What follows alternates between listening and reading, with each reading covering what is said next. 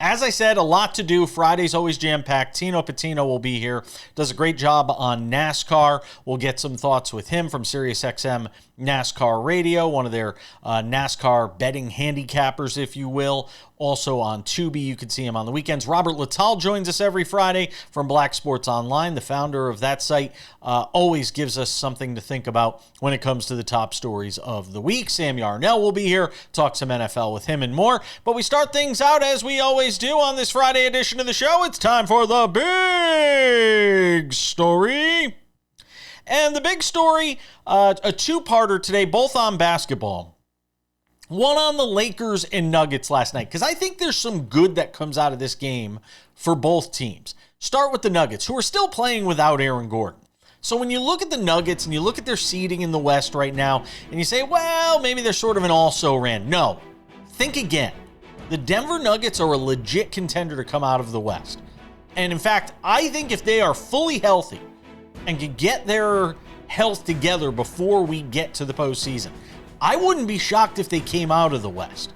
Now, they're going to be at a disadvantage because they're not going to have home court throughout because of the hole they put themselves in vis-a-vis the injury to Nikola Jokic, which kept him out for a while, the injury that's kept Aaron Gordon out for a while. They have had a number of injuries across the board with that team.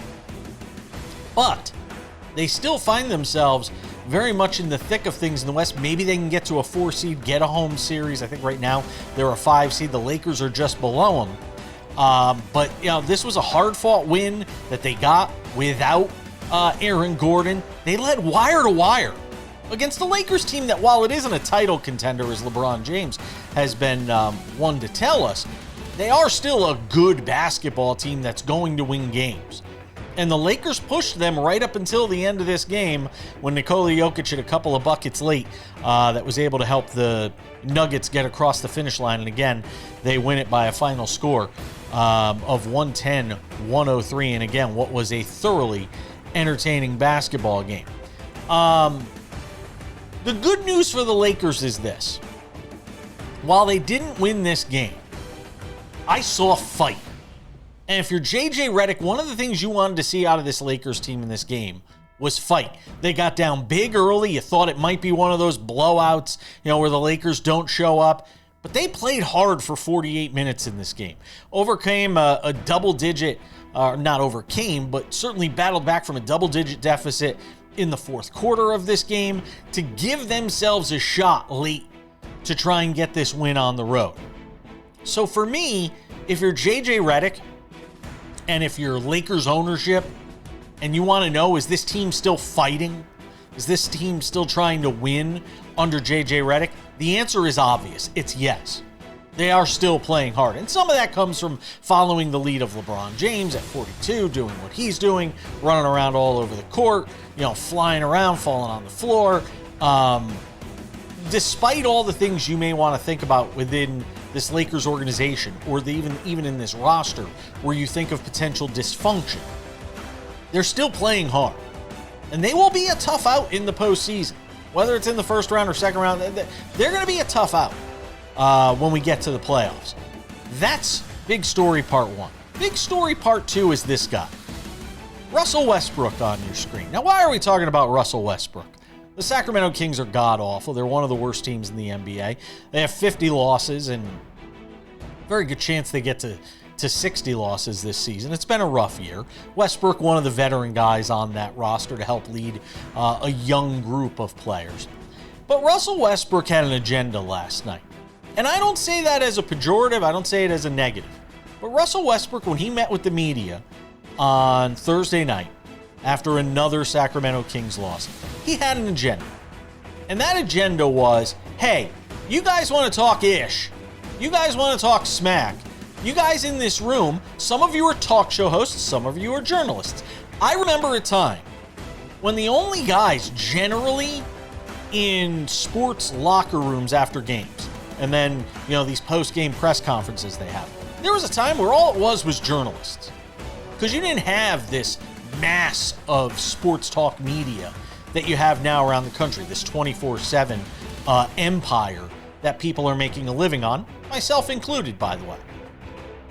There was a time where the ratio was probably 8 or 9 to 1. Journalists versus talk show hosts. Back then it was columnists, newspaper columnists were sort of the thing.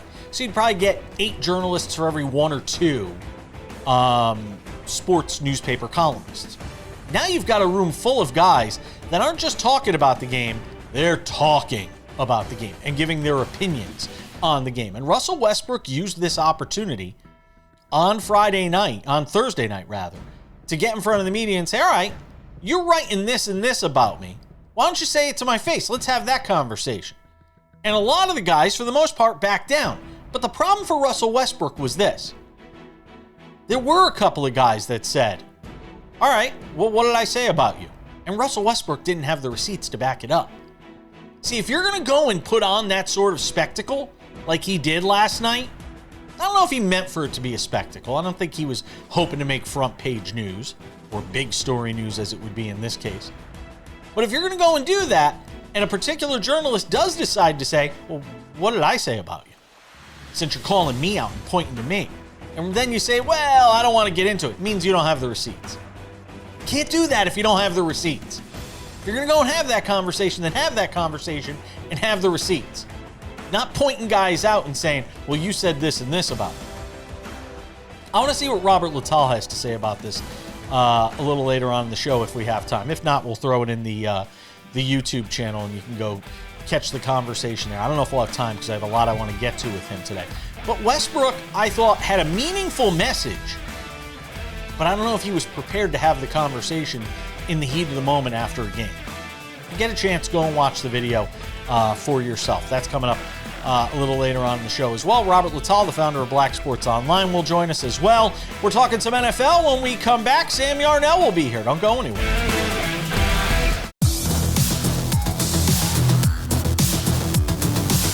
Welcome back to the show, and great to have you all with us. Coming up in 10 minutes, Robert Littal, the founder of Black Sports Online, joins us every week here on the show. Talk about the top stories of the week. Sam Yarnell talks about the top stories in everything, including the NFL. There he is. Look at that handsome mug. All right, Sam. Your Buffalo Bills make a move for DJ Moore, trading with the Chicago Bears and bringing in DJ Moore. What was your initial reaction? And now that you've had about 24 hours to marinate in it, what is your more delayed reaction to it? Yeah, Jason, the initial reaction is excitement. I think anybody would be excited when you can trade a second-round pick and get back a DJ Moore caliber talent and a fifth-round pick. It seems like there's a large contingent of Bills fans that are unhappy with kind of how the money's going to work out within all of it. And, we'll see, right? Like, that's only the Bills guaranteeing him money for 2 years from now is only something that, time will prove whether or not it's a smart decision. At the end of the day, it's a good... I don't want to say it's a great move for the Bills. It's a good move for the Bills. They go out and get a pass catcher. They needed a pass catcher, but you think about the pass catchers that they already have, Jason, and it's kind of DJ Moore style guys, right? You think about Khalil Shakir. You think about Curtis Samuel. They're the same archetype of wide receiver as DJ Moore. And what I was saying to somebody yesterday when they asked me about this trade is you look at what makes teams successful in the NFL these days. You look at what makes offenses potent, especially passing offenses. And it's the difference in archetype of wide receivers that they can have. They can have a wide receiver who can go out and do every different thing. The Bills still don't have that even after this move. All of that said, everything that I've heard from inside the building seems like that this is not going to be the only move that the Bills make this offseason. It doesn't seem like this precludes them from the A.J. Brown sweepstakes. It doesn't seem like this means that they're not in on Trey Hendrickson still. So there are still more moves to be made, but if this is the start for the Bills, it's definitely a good beginning to an offseason. What it says to me is, what's the first thing they addressed in this offseason? The receiving game. I mean, and obviously that is something that if you're Josh Allen, you like to see. That's the first thing that kind of stands out to me is the first thing you do in this offseason, for the Bills anyway, is to go out and get a guy like DJ Moore. Because everything I'm looking at, I'm trying to look at it through the prism of if I'm Josh Allen, ... How am I viewing this? Because that's the guy you obviously want to keep happy. That's the guy you want to make feel good. That's the guy you want to have good vibes. And it feels like with this move, they've done that. Yeah, I also think that there's a part of this that people haven't talked about enough. That is, if DJ Moore is going to go anywhere to get maximized, to have the most brought out of him, it's going to be the Buffalo Bills right now. When DJ Moore was, quite frankly, the best DJ Moore has looked in his entire career so far, it was in Carolina. It was under an offense that was led by Joe Brady. He's obviously now going to Buffalo, going to another Joe Brady-led offense. Again, if there is anybody that can bring out the full value of DJ Moore, it's Joe Brady. Last time Joe Brady was his coach, DJ Moore got traded for the first overall pick. So I think that there's a very much a world where DJ Moore could take a step from where he was last year, especially with, as you're mentioning, way better quarterback play coming from Josh Allen. Let's look at it from the Bears' perspective. Why do they make this move? As you mentioned, you get a second-round pick, but I mean, what is it? And again, just as much as looking at it through the prism of where Josh Allen is sitting, look at it from where Caleb Williams is sitting, that your team just went and traded away one of your better receivers. How Caleb Williams processes this going into the offseason. Yeah, I think that it's tough times in Chicago right now, right? Like, let's call a spade a spade. Everything finally started to look like it was going the right direction, especially at the end of last season. Even with, the loss at the end of the season to the Rams, and then you lose Drew Dalman. And I think losing Drew Dalman is something that is going to, it's one of those earthquakes within the Bears organization that you're going to feel aftershocks from for years to come. And I know there's somebody out there right now pointing at their TV saying, what are you talking about? He's a center. Well, clearly you don't know ball if you don't understand the value of a good center in the National Football League in 2025 or 2026. And you saw Caleb Williams' rookie year. You saw the horrible offensive line they put in front of him and the adverse effect it had on Caleb Williams' performance weeks 1 through 18, quite frankly. So now you're almost hitting the reset button on that offensive line, on that great offensive line that you ragtag together in 1 year. Now you've got to start to free up money to try and go get guys who are going to come in and take on all that water that you're losing with Dalman. You've got to get DJ Moore off the books. You've got to put the ball in the hands of your cheap rookie wide receivers like your Luther Burden, who was really good last year. He was. So you can reallocate that money back to the offensive line. You just simply have to, with what Caleb Williams has shown you through the first 2 years of his career. One other notable move from around the league in the last 24 hours coming from the Texans, with Daniel Hunter getting, a $40 million 1 year deal. He had 15 sacks last year for the Texans. And again, them prioritizing, this defense, which is obviously a championship caliber defense, and the first of many big paychecks they will be signing in Houston. If you are a defensive player in Houston right now, you're about to cash in a big way right now.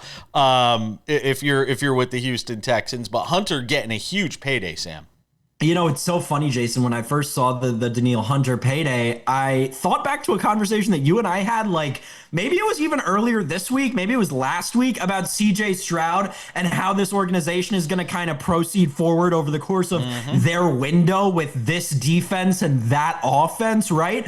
This is your first kind of peek into it. It seems like their priority, as you mentioned, they're going to pay that defense, right? They're going to lock down that unit that's going to get them to the playoffs every year. They'll figure out the offense on the back end. Nico Collins, if you got to go somewhere else to make your bread, have a fun time, man. David Montgomery, come on in. The water's warm. We're going to rebuild this offense and ragtag it together, because that defense is the one that's going to take us to the promised land. And it seems like their management group is kind of in the same belief as I am right now. I wonder if you're them. If you ultimately, what you do is, I'm convinced they won't wind up, this will be the last year for CJ Stroud in Houston, barring something that we have not seen from him so far in his career, barring some quantum leap here this upcoming season.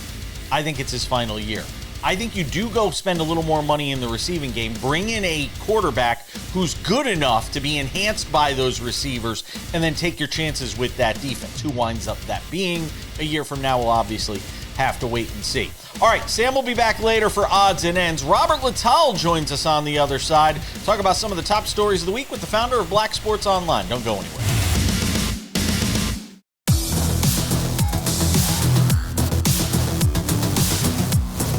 We proceed on this Friday edition of the show. And if it's a Friday, that can only mean one thing. This guy's here. The one and only Robert Littal, the founder of Black Sports Online, joins us every Friday to talk about some of the top stories of the week. Robert. Stephen A. Smith is at it again. I always say Stephen A. Smith can't quit LeBron James, and apparently I can't quit Stephen A. Smith. Which is probably just the way he wants it. So he gets it. Stephen A. Smith going at it with the New Orleans Pelicans. I remember a time. I'm going to reminisce here a little. I remember a time when I used to work with one of the ESPN radio affiliates in Hartford, Connecticut, even in New York when I worked for their O&O there, where I was always told by ESPN, don't make it personal. You can say whatever you want, just don't make it personal. Boy, have those days changed. Because with Stephen A. Smith, it is always personal, Robert Littal. He took a shot at Zion Williamson this week, talking about his weight, because that drum hasn't been beaten to death. Especially when the guy's in the midst of like one of the best stretches of his career, playing in 35 straight games. And looking good when he's on the court. Looking like the dominant player we thought he'd be when he's on the court. Then the Pelicans clap back with Stephen A.'s greatest hits, which is to say not his greatest hits, from a not-so-athletic-looking Stephen A. Smith. And then Stephen A. Smith comes back again. I still come back to this. Why is ESPN allowing their platform to be co-opted by a guy who's just constantly out to settle scores? I can't wrap my head around that. That they think this is good. This is good. Well, first off, I thought like it was all like a game, like the WWE. I thought I thought it was playful, we go back and forth. But then, I think it was Jason Williams that said behind the scenes, Stephen A's feelings were really, hurt by this. And he did take it personal. And that's why he did 12 minutes monologue on probably an admin who's some 23-year-old guy or girl that's still in college, that's TikToking, and he just spent 12 minutes on them. But the reason why they do it is, I'll be honest with you, Jason, they feel that's what gets engagement. They feel that's what social media, has become. The clapback, so to speak, is more important than saying, well, man, Zion has played 35 games in a row. How should the Pelicans, handle that going, forward, as somebody that they had thought about trading, several times? Could he still be a cornerstone, like actual topics aren't. They don't do that anymore. And I think for a while they tried to hide it. They tried to fake it. But now they're just embracing it. This is a guy that his takes have nothing to do with basketball or sports anymore. It's like you say, it's all about him. He's Vince McMahon of ESPN. And the more he does have to talk about sports, the more he gets exposed. Because the problem now the problem is he stretched himself so thin with the politics and the political talk and doing 17 shows a day. And by the way, I don't have a problem with guys who want to work hard. I think he's a bit of a media whore at this point. But I don't have a problem with guys that want to work hard, get their money, whatever it may be. But the problem with that is you get exposed, and now you have to go for these sort of personal topics, that sort of thing, as opposed to being able to talk about sports. Because when he does, he talks about guys that aren't even coaching teams that are fighting cancer, or he gets the name of somebody wrong or a position wrong or something like this, and he gets exposed because he can't talk about sports anymore because he has to talk about these bigger social issues or these personal topics. If people really wanted to get rid of Stephen A, or really, you would have to, like you said, stop talking about him. Because it doesn't matter if it's negative or positive or neutral. Just the fact that his name is continuously being brought up is what fuels, his popularity. And I think he's realized that.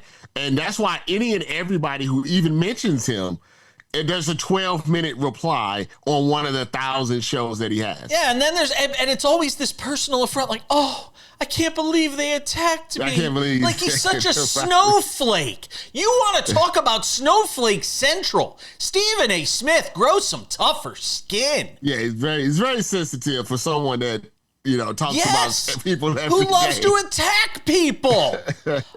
Stephon Diggs. We've been talking about the NFL. Yeah. We just did it in the last segment with Sam. Stephon Diggs. Are we almost near the end of the rope for him when you come to the combination of on the field, off the field? Are we nearing that point where Stephon Diggs is sort of on his way out of the league? Yeah, I feel like, he was productive. I mean, he wasn't, prime Stephon Diggs. Maybe he was serviceable. He wasn't like a bust or anything. I mean, they did get to the Super Bowl, but I think what you said is the price tag. Along with all of the drama. So, you're not going to, I think they paid him $20 million for the 1 year, close to that in New England. And then before with the Texans, he had $20 million. I think now, if he wants to still play, that's fine, but he's going to be on what I like to call that NBA star retirement tour, where the Carmelos and the Russell Westbrooks and the Allen Iversons, where they have to go to a bunch of different teams, but they have to take low money if they want to play. I think he has to get his court cases cleared up. I don't think anybody touches him while there's an active case going on, but he's the type of guy now that he's not going to get that call until somebody gets hurt in training camp. Maybe the first week of the season where his contract is not guaranteed. He's in that realm of player now, and he has to be really, really careful because one misstep and one more misstep, and that could be it. I got a minute left in this segment. We're holding you over for one more. Real quick, how's Odell Beckham Jr. broke? I would hope he's not broke. But in the immortal words of Patrick Ewing, they make a lot of money. They spend a lot of money. He's got you can visually see the money that's being spent, without, counting in their pockets. So I'm not surprised. I mean, this happens to a lot of NFL players from the top to the bottom. Happens to basketball guys, too. Yeah. I mean, it blows my mind that these guys by now don't have the right people around them to give them that financial common sense. It just blows my mind. When I see this about OBJ, it kind of makes me sad. And I know I shouldn't feel sorry for a guy that's made all that money and blown through it, but it kind of makes me sad when I see these sorts of things. He's good looking. He can model or something like that. I'm surprised he hasn't done TV. He's got a personality. Yeah, he's kind of fell out of that world. Yeah. But I think he's the type that could make it come back. All right. Robert Little's going to hang around for one more segment. Trinidad Chambliss and the NCAA still going at it, and a bunch of women's basketball to get to, including a brawl you got to see next. Welcome back. Coming up in 10 minutes, Tino Patino talks NASCAR. Big race in Phoenix this week. Can Tyler Reddick make it 4 in a row to start the season? Already an unprecedented 3 in a row to start the season for him. Michael Jordan, his racing team, Robert Little. MJ, still finding ways to make news. Got me watching little NASCAR. I still don't think people are tuning in to watch Michael Jordan standing around watching cars go around in circles, though. Well, I'm always interested in the racing sport, so, and I'd be perfectly honest with you. When you see a brother in a sport that's normally predominantly, another color, I think, it's like watching, tennis and Serena Williams. It's like we get into it a little bit because there's a little, pride involved in it. Yeah, that's fair. Trinidad Chambliss and the NCAA, the dispute that will not go away. We thought Trinidad Chambliss was going to get one more year of eligibility. The NCAA says not so fast, Lee Harvey. They are going after Trinidad Chambliss. It feels like they've made this sort of their cause in trying to keep guys from getting all these years of eligibility. They're, appealing the ruling of the appeal that he won. Again, this is the new battleground for college sports, Robert Little. Yeah, what I think they would be better off doing? Just, maybe changing just let him do him and just change the rules make a little bit more hard line rules. Maybe everybody gets 5 years and that's it, regardless of injuries or whatever it may be. Maybe change the red shirt rules around. And what is also fair from a competition standpoint, because you look at the teams that have won championships recently, these guys have a lot of 24, 23, older guys. And, when they go up against a team that has mostly 19, 18, 20-year-olds, it's the gap is you can see the gap. So I do think they need to make some changes. I just think Trinidad Chambliss is not the hill, to die on. But I'll tell you where this could get chaotic is the longer this drags out. If he loses this next year of eligibility and gets stuck not being able to do anything for a year, I almost wonder, he's got to kind of have some sense of what the playing field looks like here, and good legal advice as to whether or not he's going to win or lose this thing. Because here's the thing. He goes into the NFL draft tomorrow. He's probably the second quarterback taken, maybe the third. And in a season where there's teams looking for quarterbacks, he'll probably be a first-round pick, early second-round pick. If I'm Trinidad Chambliss, am I sort of rethinking this? I thought he should have left. I do too. I felt like his stock was never going to get higher than what it was, after the playoffs. And next year, you never know, but next year it looks like a little bit better, class of quarterbacks. But the combine is over. Pro days are coming up, and the draft will be here, in April. So there's not a lot of time, left. So I think he's all in. It's Ole Miss, and I think if something like that happens, I think he sues the NCAA for like lost wages. Let's talk about South Alabama, Coastal Carolina women's basketball. You know that something really weird had to happen if we're talking about that in this show, Robert Littal. An all-out brawl. You've got like 8 players ejected. You got a ref getting knocked out. This was crazy.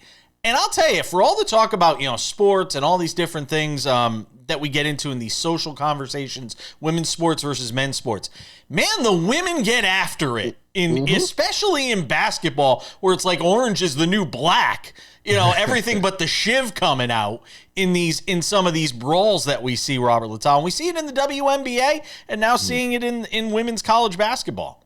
I feel that I don't have the numbers, but just my eyes just feels like anecdotally, they're a little more physical and they're a little more feisty. And then when they do throw down, it's not a lot of hold me back. In the NBA, there's a lot of. Even though lately it's been a little more, this year it's been more. But in the there NBA, is a lot of hold me back, hold me back. I'm gonna get him. There's and then you run behind when the ladies go after it. I don't know if they're just faster. I don't know what it is. But when the ladies decide they want to throw hands, the hands are being thrown. And people got to understand because they're watching on TV. And the same thing like when you're watching the NBA on TV, because everybody's tall, they look all the same height, right? If you've been to a WNBA game, you've been to a college. These are big women out there. These are not little. These are the guards are 5'8", 5'9", 5, which is the average height, of a man, and they're in peak physical shape. So you think women fighting, and you're like, oh, he's dainty. Oh no, these are big girls that are out there with some big hands and big feet. Throwing hands. And Before we go, we come back a week from now. It'll be March 13th when you and I talk next on the air. I'm sure we'll text before that. When we come back, will the WNBA have a collective bargaining agreement done, or will we be talking about the WNBA losing games to a work stoppage for the first time? No, they're going to lose games. I think their own, people are against each other. Like they're fighting not just the NBA and the WNBA. I think there's some infighting going on as well. I think the ladies have learned that they actually make more money doing other stuff. So it's not an end-all, be-all. It's but like not all of them do. That's the problem. So you've got players not all of them, on the lower end of the food chain that are saying... always remember, it's always the top that determines what happens to the bottom. Yeah. That's why the NFL never... has a really good CBA because the top doesn't want to help the bottom. So, I think they lose some games. Robert Littal, Black Sports Online founder. Always love talking to you, my friend. Have a great weekend. One other thing. Yeah. If Russell Westbrook gives you an opportunity to talk, you saw talk. This. You don't wait and do a podcast the next day. I didn't like that from the media. Actually, we're going to end the segment. More with Robert Littal next week. Check out the YouTube channel because Robert and I are going to hash this out here for a second. More sports wrap. Don't go anywhere.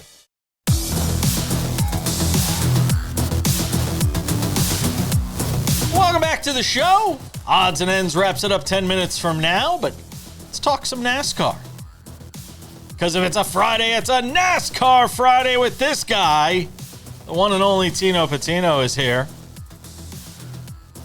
I didn't get to see your reaction tweet X post last week. I'm sure it was something to be seen. As Tyler Reddick won for the third straight time to start the NASCAR season. First time ever that it's happened. And this time he does it on a completely different discipline at COTA.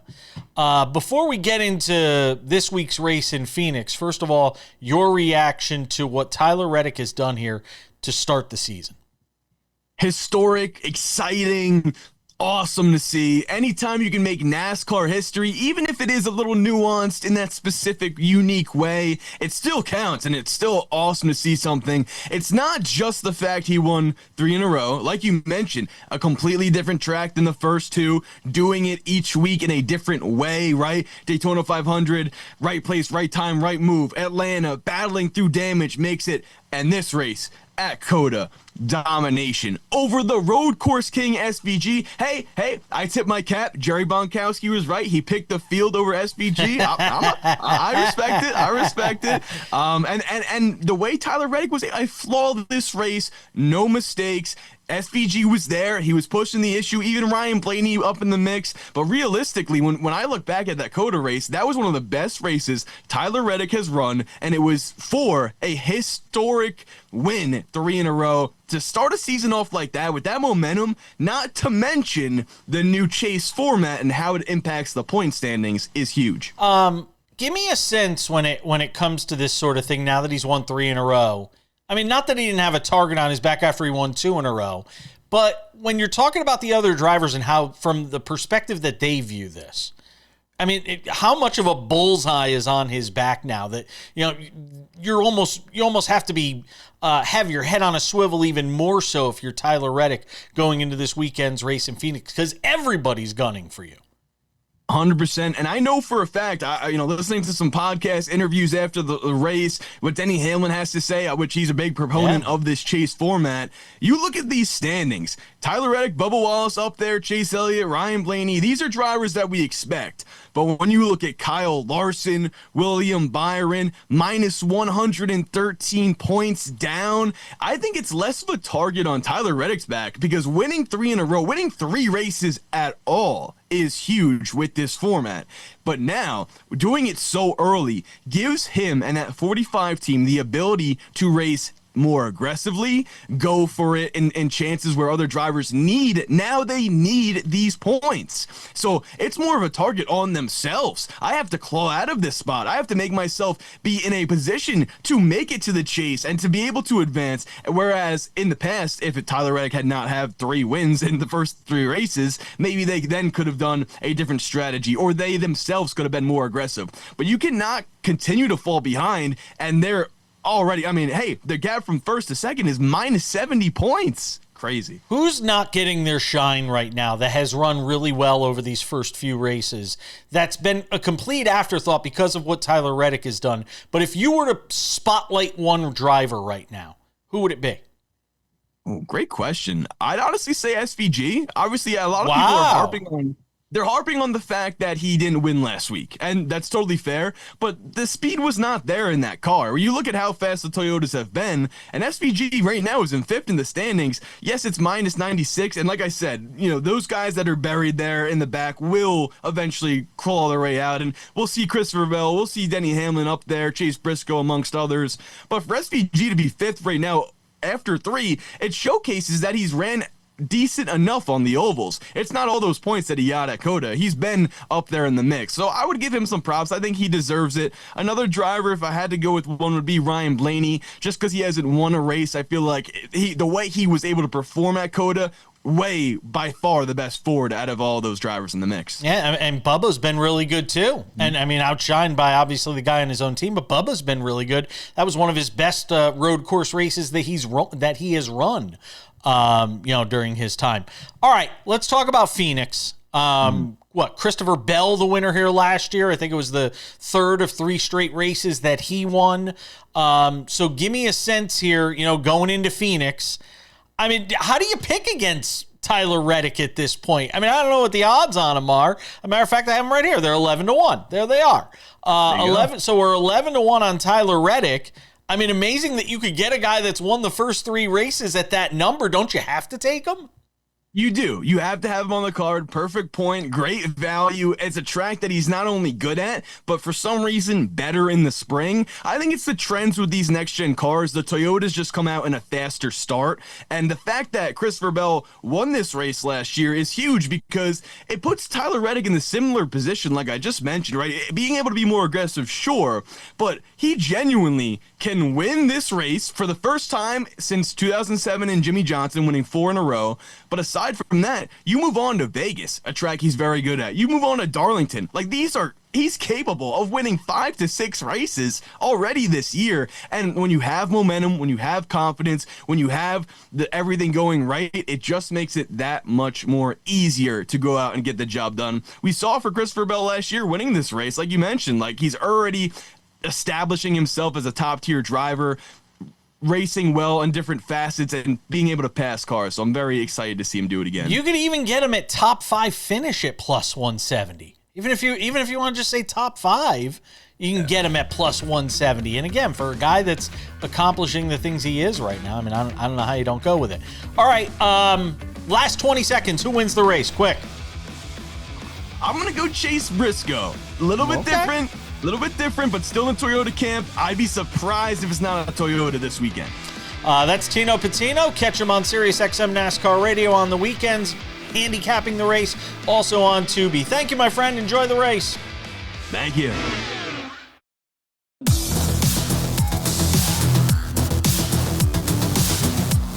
All right, just about time to put the wraps on this baby for a Friday. Couple of reminders before we go. Sports Wrap Weekends, our 30-minute recap show, available on many of these same affiliates. If not, check your local listing for time and schedule. We've also got Sports Wrap with Jason Page, the podcast, our Monday through Friday TV version of the show in its audio form. Pure audio, crystal clear. It sounds great. The audio podcast available wherever you get your podcasts: Spotify, Apple Podcasts, YouTube Podcasts, iHeartRadio, TuneIn, Odyssey, Amazon. Anywhere you get a podcast, you can listen to this show Monday through Friday.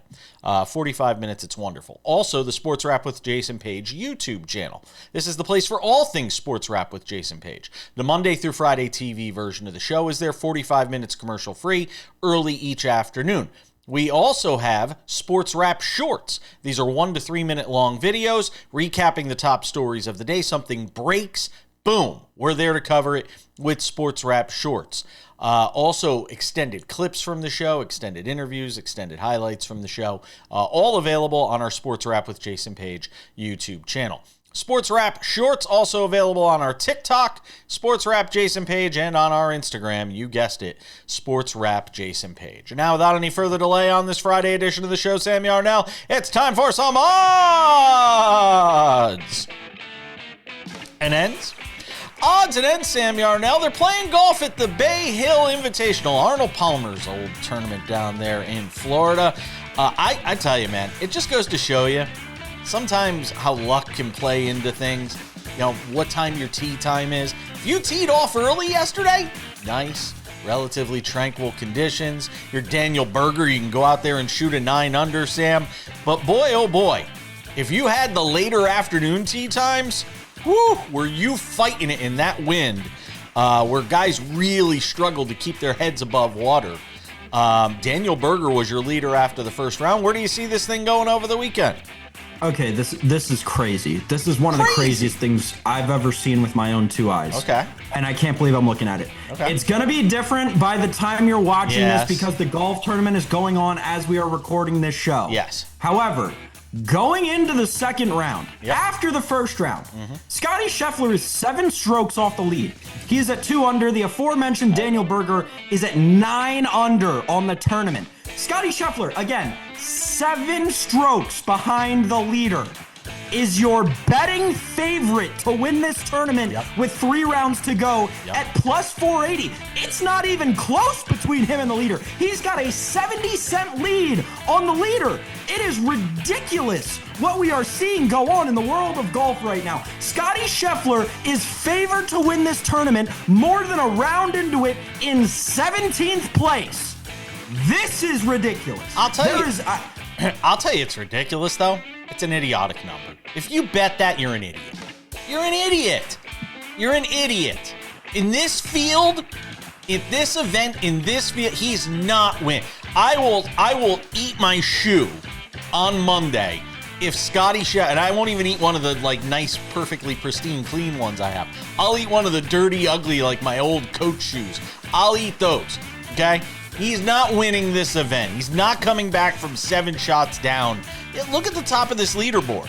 Colin Morikawa, Ludwig Oberg. These aren't a bunch of wilting flowers that are all going to crumble and die. Keep going on the rest of the leaderboard. Xander Schauffele, Adam Scott, Maverick McNeely, who's playing good golf, Ricky Fox. I mean, this is a who's who, on this leaderboard. Scottie Scheffler's not winning at Bay Hill after starting out poorly. And this has been his story throughout this entire season, Sam. He's gotten off to these poor starts. He shot a 70 yesterday. Rory McIlroy's in this field. I don't know where Rory was after the first round, though. Rory McIlroy was out there yesterday fighting that wind. He shot an even par yesterday. He's actually about to tee off right now out there at Bay Hill. I think the reason that the sports books have reacted the way that they have, and the reason that I have reacted the way that I have, because I did just put a ticket in on Scottie to win this whole tournament. I found a sports book offering him 5-1. I'm not gonna turn down 5-1 on the far and away best golfer in the world. That's like you saw a 5-1 ticket laying on the ground. Would you pick it up? I would. Hand me your money. Just hand me your money. My thing about this tournament is you're right, Jason. All season long, we've seen Scottie Scheffler do this. Except when he's done this, he falls down in the first round so far that he's below the cut line. Yeah. In this one, he's only in 17th. So I'm going to take my chances with this. Hey, if he's coming back from being like T60th all the way to finishing in 3rd in the tournament, I'll take my chances on him going from T17th to coming all the way to win. I don't get it. As confounding as that is, I was just talking about it with our friend Tino Patino in the last segment. It's almost as confounding as the fact that Tyler Reddick is like 11-1, this week to win in Phoenix when he's won the first 3 races of the season. Like, you take those two things. Tyler Reddick's unbeatable right now. He's got a great car. And still not getting the love from he's like 6th or 7th best odds to win the chase at the end of the season. I don't get it. I don't get it, but hey, that's why they make the odds, and I just sit here and look like an idiot talking about sports. I'm seeing a book offering Tyler Reddick at 14-1 to win the Straight Talk Wireless 500. I might have to get in where I fit in. You have to at least put him in. Put him in for a top 5 is what I said. You can get that at plus money. Put him in for a top 5. That's the way to go for me. It's going to wrap it up for us. Thank you to Sam Yarnell all week long. Fantastic work from you, sir. Also, thank you to Robert Littal, Tino Patino, all of you for watching. It's going to do it for Sports Wrap for this week. Watch the weekend edition of the show, or we'll catch you back here on Monday. I'm Jason Page. Bye-bye.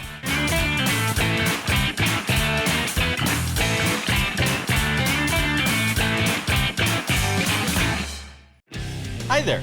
I'm Jason Page. You like what you're watching? Subscribe. We've got Sports Wrap Shorts on this channel. We've got the show. We've got clips from the show. What else do you have to do? You probably follow a lot of other things that aren't half as they're not half as exciting as this show is. So what are you waiting for? Click the subscribe button, follow the channel, watch the content. Bye.